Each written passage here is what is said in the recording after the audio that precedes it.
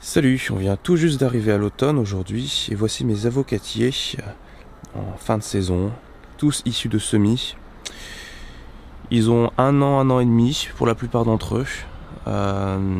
C'est des graines que j'avais semées, ouais, c'est ça, cet hiver. Vous voyez, certains ont poussé pendant l'hiver à l'intérieur, ce qui fait que ils se sont étiolés. Il y a des tiges qui sont assez fines. Là, on le voit bien sur, par exemple, celui-ci, qui a vraiment pris de la hauteur, mais avec une tige vraiment fine. Et je sais pas si, en restant au soleil, ils finissent par redevenir comme des avocatiers qui auraient poussé au soleil. Ou s'ils demeurent comme ça, tout fin, pour toujours. Alors, il y a deux variétés. Il y a des As et des Bacon. Donc, de ce que je sais, les Bacon sont quand même un peu plus résistants au froid. On voit que en les semant à partir de graines, on obtient des résultats assez différents, que le semis n'est pas fidèle à la plante mère, et donc en plantant plusieurs graines d'une même variété, on obtient des résultats assez différents. Même en comparant les As avec les As ou les Bacon avec les Bacon, des fois on a des feuilles qui sont très différentes. Elles sont plus ou moins allongées, elles sont plus ou moins vertes, des fois vert clair, des fois plus foncées. Il y en a certains qui font des feuilles particulièrement grosses. Et puis vous voyez, de toute façon, ils ont été semés à peu près tous au même moment. Et il y en a qui sont beaucoup plus petits, qui poussent beaucoup moins ici. Et par exemple celui-là qui perd ses feuilles sans arrêt. En fait, il leur fait des nouvelles, il en repère. Il y a celui-là aussi qui est intéressant. Vous voyez, il fait des feuilles de partout. Il y avait à la base, il y avait des rejets, je les ai tous enlevés. Enfin, des pousses qui étaient à la base du tronc. Alors, vous voyez ici. Il y en a quelques-uns qui n'ont pas survécu, qui sont morts, dont celui-ci qui visiblement, je pense qu'il va pas tenir. Il avait fait une tige là, mais elle est morte. À chaque fois qu'il fait quelque chose, ça meurt. Et donc j'ai dû couper plusieurs fois au-dessus.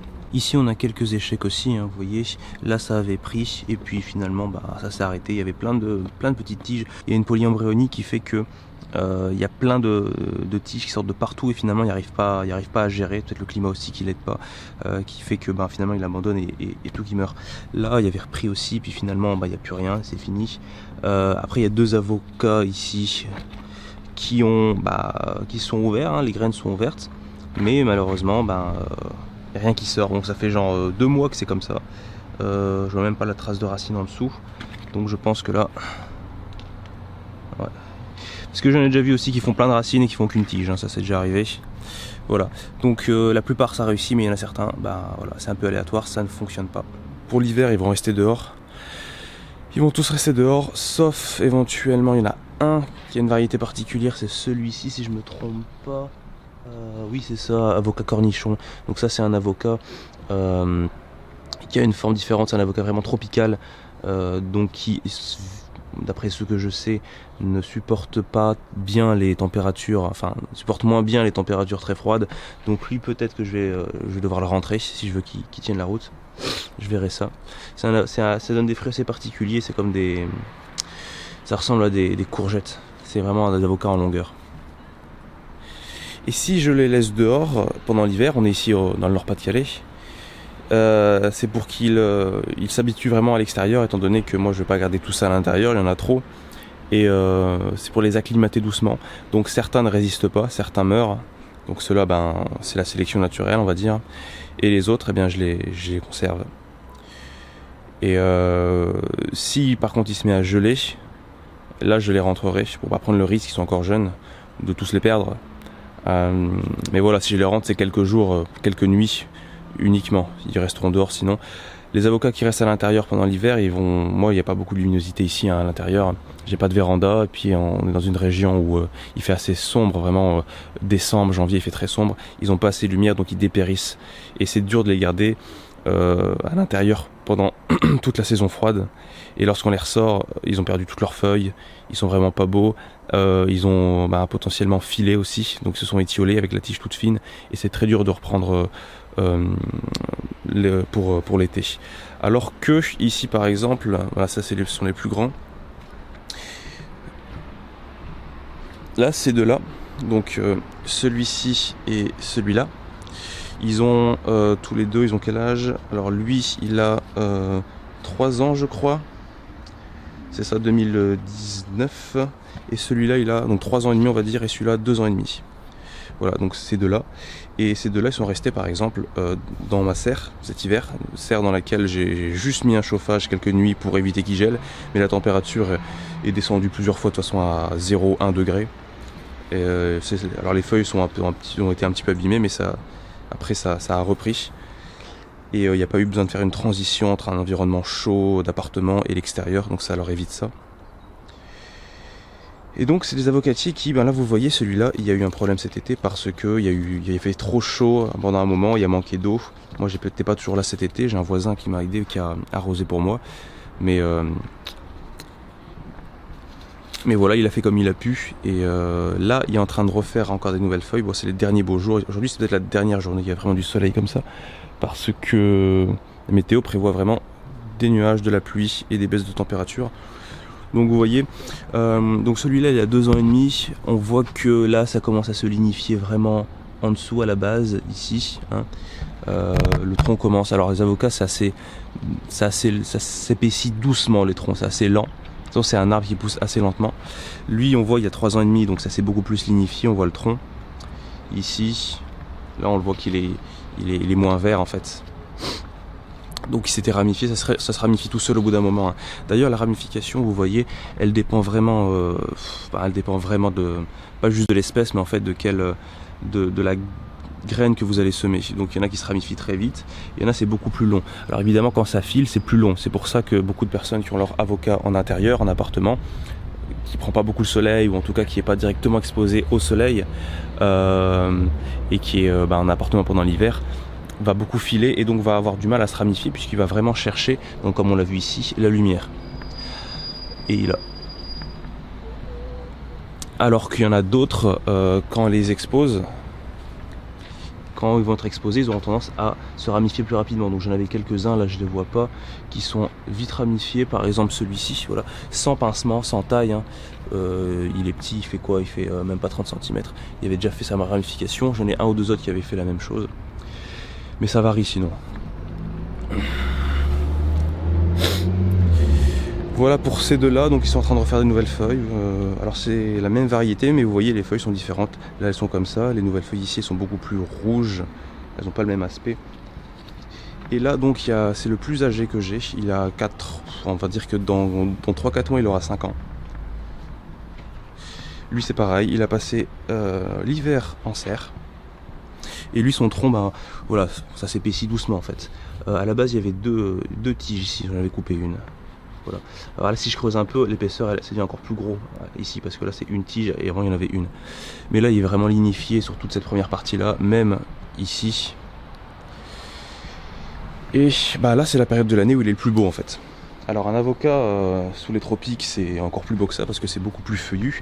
Là vous regardez il y a plein d'endroits où il n'y a pas de feuilles ici. Mais là ce qui va se passer c'est que en le rentrant, au fur et à mesure que l'hiver va arriver, les feuilles vont être tombantes parce qu'il va faire vraiment très froid. Donc si ça se repasse comme l'année passée. Hein. Et puis comme l'avocat est un arbre qui renouvelle son feuillage tous les ans, les feuilles du dessous vont commencer à tomber. Il ne restera plus que celles du dessus. Quand je vais le sortir, il faudra qu'il crée ces nouvelles feuilles, sauf que ça va prendre du temps, ça va pas se faire au mois de mars, il faudra attendre plutôt fin mai, début juin pour qu'il fasse ces nouvelles feuilles, que la température elle monte. Il aura presque perdu les anciennes, et donc voilà, il fait une première série de feuilles, il en fera une deuxième, ça pousse lentement, hein. Il en fera une deuxième à la fin de l'été comme il l'a fait là, et donc là il y a ces deux séries de feuilles, donc en fait il y a une première série par exemple qui est à ce niveau là, et il y en a une deuxième qui arrive là juste au dessus, et à chaque fois c'est ça. Et là il essaie d'en faire une troisième même, mais il n'y aura pas beaucoup de temps parce que les températures descendent. Et pour finir j'ai deux variétés greffées, ouais, donc celles-là je les ai achetées parce que très difficile de se procurer des greffons par ici. Donc ici c'est un, que je me souvienne, ouais c'est un bacon celui-là, donc greffé bacon.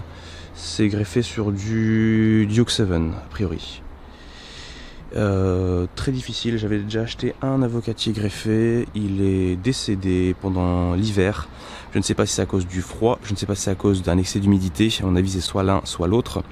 En sachant que à température égale, moi j'ai remarqué que clairement les semis étaient beaucoup plus résistants que les greffes. Les greffes sont très fragiles. Et donc, voilà, je crains quand même pour celle-ci. On verra ce que ça va donner cet hiver. La greffe qui est morte dont je parle, je l'avais rentrée pourtant quand j'ai vu qu'elle commençait à dépérir au-dessus et ça s'est pas arrêté, ça a continué. Donc je sais pas exactement c'est quoi la cause. Je vais essayer de faire vraiment très attention parce que ça c'est quelque chose qui tue très facilement les avocatiers, c'est l'excès d'humidité. Donc là je sais qu'il n'y a pas de pluie avant 2 jours normalement. Et demain ou après-demain ou plus tard, avant qu'il pleuve, je rentrerai tous les avocatiers, je les mettrai à couvert pour pas qu'ils se prennent d'eau. Et ils auront probablement soif une fois ou deux pendant l'hiver, je les arroserai moi-même de façon très modérée pour éviter la stagnation de l'eau, puisque comme ce sont des plantes tropicales, elles ont l'habitude de boire en continu, puisqu'elles poussent en continu, il fait chaud dans leur climat d'origine, il fait chaud toute l'année. Ici il ne fait pas chaud toute l'année, il y a des moments où il fait froid, très froid, au moins 6 mois pendant l'année ça pousse pas, ce qui fait qu'elles arrêtent de pousser, les racines deviennent inactives, et donc s'il y a une accumulation d'eau, ça stagne, l'eau elle reste, puisqu'elle n'est pas consommée par les racines, par la plante, et donc on obtient ce phénomène de pourrissement qu'on retrouve jamais avec des pommiers, des poiriers, des pruniers qui eux, ont l'habitude d'avoir les racines dans la flotte pendant la saison froide. Et la deuxième donc greffe que j'ai, c'est celle-ci. Alors malheureusement, vous voyez, hein, elle est morte. À l'origine, elle est ici, elle a crevé de soie, pour les mêmes raisons un peu que celui-ci a eu des feuilles qui ont brûlé. Et donc je pense qu'il y a eu un manque d'eau, je pense que c'est ça, même si je suis pas certain. Après comme c'est fragile les greffes, peut-être autre chose, la transition quand on l'achète en jardinerie, ça vient d'une serre très loin d'ici. Après on le ramène dans un climat qui est différent, enfin voilà, ça peut être perturbant. C'est même souvent perturbant pour les arbres. Donc cette greffe là elle est morte, il est en train de, vous voyez la couleur qui change ici, de mourir sur toute la partie haute. Heureusement il a repris en dessous. Cela dit, je crains qu'il s'agisse du porte-greffe. Je dis je crains qu'il s'agisse du porte-greffe parce qu'en fait il est possible que ce soit toujours une greffe, étant donné que on m'a informé que ces greffes là, que ces arbres là étaient doublement greffés. Donc il y a une première greffe qui est morte ici et il y a une deuxième greffe qui est faite, sauf qu'il s'agit d'une greffe in vitro, donc on ne peut pas la voir, qui est faite assez bas on m'a dit.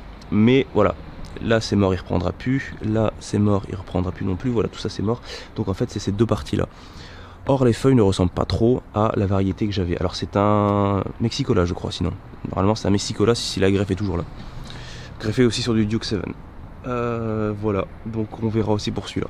Ouais, dernière chose, il y avait pas mal de graines que j'avais semées vraiment directement à la surface. Hein, vous voyez ici. Je les avais posées quasiment, je les avais même pas enterrées. Ça marche très bien, donc ça va pousser sans problème. Hein. Les racines, est-ce qu'on peut le voir? Difficile, mais bon. Les racines se font voilà, à partir du milieu à peu près de la graine. Cela dit, c'est pas idéal parce qu'au niveau de la tenue, voilà, face au vent, face aux intempéries, ça peut poser problème. Donc idéalement, c'est quand même mieux de les mettre les 2/3 dans la terre, voire les mettre totalement sous terre. Hein. C'est plus idéal en fait. Et il y a aussi un problème que j'avais eu là cette année, c'est pas arrivé, mais les années passées j'avais déjà eu le problème que de retrouver des noyaux qui étaient des graines plutôt qui étaient posées sur la terre, de les retrouver carrément sorties avec l'avocatier déterré. Je pense qu'il y a soit des oiseaux, soit des chats qui peuvent s'amuser en voyant justement les graines en dehors de la terre.